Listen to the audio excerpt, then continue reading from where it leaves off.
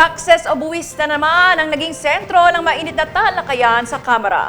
Kaugnay ng mga dapat gawin ng gobyerno upang matigil na ang price shocks ngayong may energy crisis. Sa deliberasyon ng Committee on Legislative Energy Action and Development, mainit ang naging usapan kung tama ba ang sistema ng pagpataw ng buwis sa ilang serbisyo. Lumutang ang usapin kung dapat raw bang sundin ang Batas Pambansa number 36.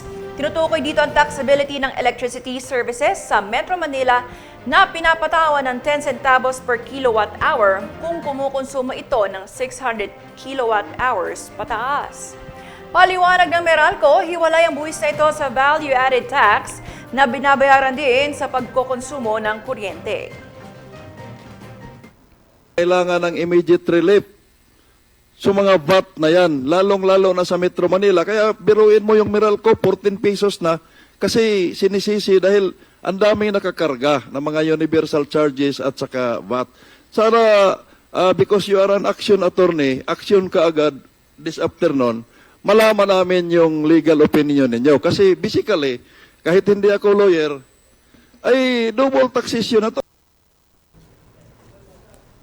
Kinwestiyon din ni Munang Kuryente Party List Representative Arthur Yap kung bakit pinapatawan pa ng VAT ang system loss sa electric services at ipapapasan sa mga consumer.